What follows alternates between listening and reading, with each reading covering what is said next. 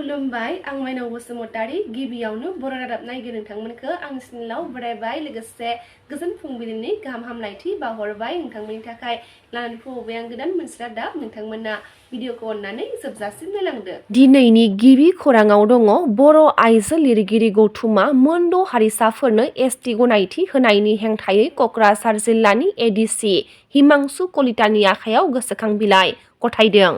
Assam हारेल Facebook पेजनि गेजेरजों सासे सुबुङा बर' हारिखौ बायदि रावजों हुमखि होनाय जाथायखौ लाना मैया क'क्राझार सदर पुलिस थानायाव आसाम हारेल फेसबुक पेजनि हेंथायै क'क्राझार जिल्ला अल आसाम ट्राइबेल संघ लोगोसे क'क्राझार जिल्ला दालाइ अल आसाम ट्राइबेल इउथ लीगआ गसर थिसनदों। आसाम सोरखारा मोनद' हारिनो एसटि होनो नागिरनायनि हेंथायै गोख्रों रावजों खौरांगिरि मेल खुंदों अल बड' एक्स भलन्टियार फर्सआ।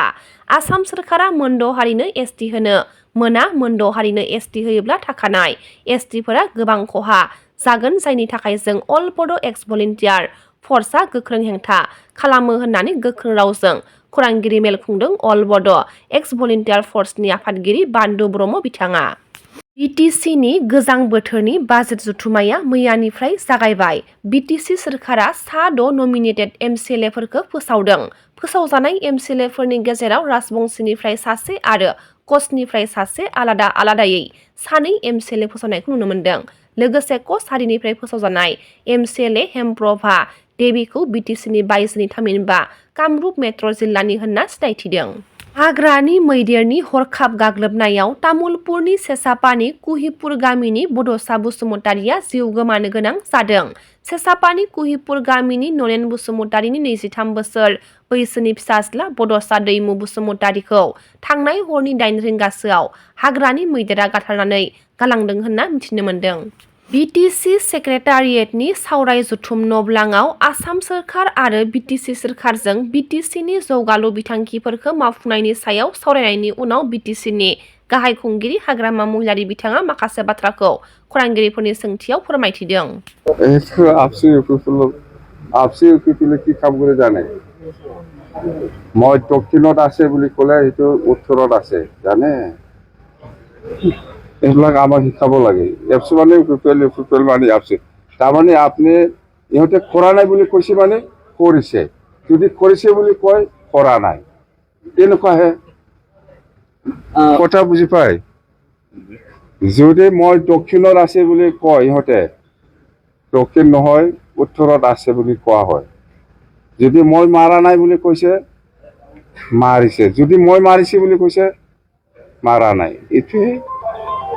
बर' हारिनि खौसेथिखौ लानानै इउटुबार आलफ्रेड बसुमतारी बिथाङा समाजारि बिजोंनि गेजेरजों माखासे गोख्रों बाथ्राखौ फोरमायथिदों। पलिटिक्सआव फैनाय लोगो हारिबो गैया जाथिबो गैया रावबो गैया मा नांगौ खालि शेयार पावार मानि एन्ड पावार बेखौल' नांगौ पलिटिक्सआव दा बेफोरबायदिनि थाखायनो बिसोरो हारिनि मोजांनि थाखाय सानला जै बर' लिडारा अहंखार बर' हारिखौ फानदों बिसोरखौ पावारनिफ्राय बोख्लायनांगौ गुबुन हारिया जों बर'फोरखौ मालाब्लाबो खौसेथि जाजानो लुगैया खौसेथि जानाय लोगो लोगो जोंखौ रावबो जोंखौ सोमावनो हाया हाजारखि बारहुंखायानो फैथों हाजारखि सार अन्थायानो फैथों हाजारखि दै बानायानो फैथों बर' हारिखौ खौसेथि जायोबा रावबो लोरावबो सोमावनो हाया। खुलुमबाय गोबांथार मानसिफ्रा आंखौ बुंगासिनो दङ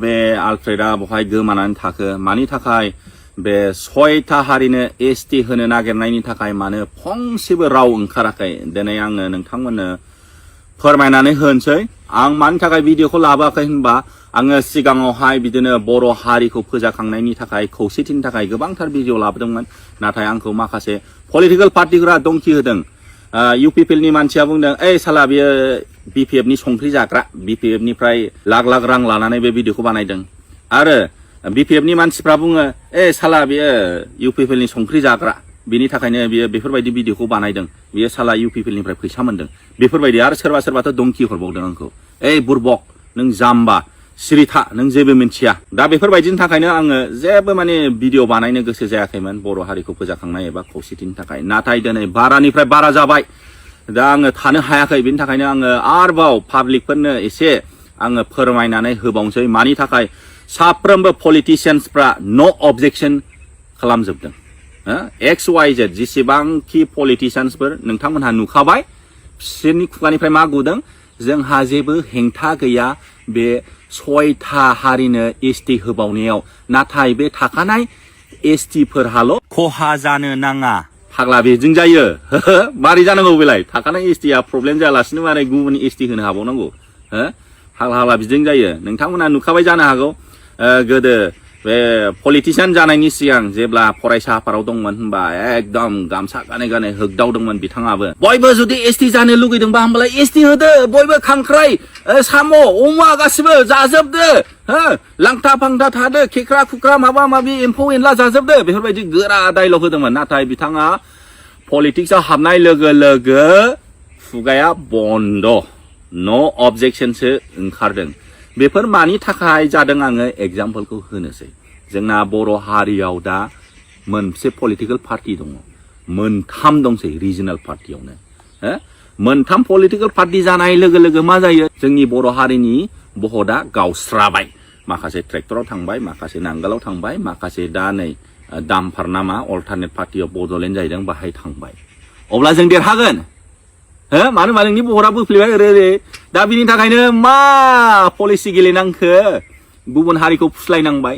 जोंनि पार्टिनो भट हो, जोंनि पार्टिखौ भट होनानै देरहा होयोबा नोंसिनि फेभार खामानि मावगोन जों नोंसिनि डेभेलपनि थाखाय। दा बिथांमोनहाथ' बिबाय जोंनो एसटि नांगौ, जों एसटि होगोन। जोंनो जुदि भट होनानै देरहा होयोबा जोङो 6था हारिनो जोङो एसटि होगोन। दा पलिटिकेलनि मेनिफेस्ट'आनो बिदिसो जाबाय, रोखा लिरनानै दोनखाबाय मेनिफेस्ट'आवनो। जोंनि पार्टिखौ देरहा होयोबा जोङो 6था हारिनो जोङो एसटि होगोन। जोंखौ भट होनानै देरहा होदो। दा नै मुद्दाया बेसो एसटि होनायनिसो। मोननैबो पार्टि, बियो ट्रेक्टरावबो दंमोन, नांगालावबो दंमोन। लिडारफ्राथ' जेबोखौनो बुंनो हाया। दा नोंथांमोनहा नुबोगासिनो दं एमपि, जोंनाव बर'नाव 2 एमपि दं, सासे रायजो सभायाव, सासे लक सभायाव। बिथांमोननि खुगानिफ्राय ओंखारदों, ओंखाराखै, नो अबजेक्शनल', जों होनायनि जेबो अबजेक्शन गैया। दा नोंथांमोनहा जोंनि आसामनि स्पिकार, दा नोंथांमोनहा बिथांनि खुगानिफ्रायबो खोनादों, खोनायाखै। एमएलएसफोर दङ, साफ्रोमबो एमएलएस, नोंथांमोनहा बिसोरनि खुगानिफ्राय खोनादों, खोनायाखै। दा सोरबा चिफआनो जा, डिपुटि चिफआनो जा, इएमआनो जा, एमसिएलएआनो जा, एमएलएआनो जा, एमपिआनो जा, गैया बिसोरनि खुगानिफ्राय। मानो होनबा गावस्रा सियाराव जिरायनो मोनबाय थाबानो जाबाय, राजा जाबानो जाबाय। बिटिसि एसेम्बलि हलाव थांनाय 29 खालाराव ट्राइबेल फरायसा आफादफोरा सोमावसारनायनि मुङाव सियार टेबुलफोरखौ सिफायनाय जाथायनि सायाव इउपिपिएल दोलोनि एमसिएलए दावबायसा बर' बिथाङा खौरांगिरिफोरनि सोंथियाव माखासे बाथ्राखौ फोरमायथिदों। जाथायाव एबसुआरि इउपिपिएलआ थुलुंगा होदों होननानै बिटिसिनि चिफ बिथाङा अजद होदों, बेनि सायाव मा फोरमायदों? गाग्लोबनायनि जि जाथाय, बे जाथायाव सोर थुलुंगा होदों होआखै बेखौ जोङो रावबो थोंजोङै बुंनो हाया। बेखौ बिजिरनायनि हयथ' गोनांथि दङ होननानै जों सानो। आरो बे मोनसे इमसनेल मोनसे सृष्टि जादों। जिहेथु जों बयबो मिन्थिगौ दुलाराय आसामाव 45 लाख ट्राइबेल दङ, मोन 14 हारिनि। आरो बे 45 लाख ट्राइबेल थानाय एबा मोन 14 हारिनि ट्राइबेलफोरनि थाखाय मात्र 7% थिखानाय मासिफोर थायो गुबुन गुबुन जायगायाव। दा बेखौ आरो जौगाखानाय हारिया जुदि दाजाबदेरोब्ला बेयाव मोनसे सानखांनाय हयथ' फैदों। आरो आसाम गभर्नमेन्टनिफ्रायबो मन्त्रि प्रतिवेदननि सायाव आरो बोरै ट्राइबेल होगोन बिनि सायाव जिहेतु क्लियारिफिकेसन होनाय जायाखै। दा बेखायनो ट्राइबेल माहारिया गिखांदों। दा बेखायनो बेयावहाय मा एबसु, मा आरसु, मा जोंहा टिवा स्टुडेन्ट अर्गेनाइजेसन बा गुबुन गुबुन ट्राइबेल माहारिनि छात्र छात्री बा अर्गेनाइजेसनफोर, फरायसा आफादफोर, बे गासैबो बे सोमावसारनायाव बाहागो लादों। जिहेतु सिसि ट'आ होननाय मोनसे आफादानो दुलाराय आसामाव ट्राइबेलफोरनि मोन्थाइखौ गोमाजानो गिनानै सोमावसारदों, ट्राइबेल संघखौ लाफानानै, गुबुन गुबुन माहारियारि आफादफोरखौ लाफानानै।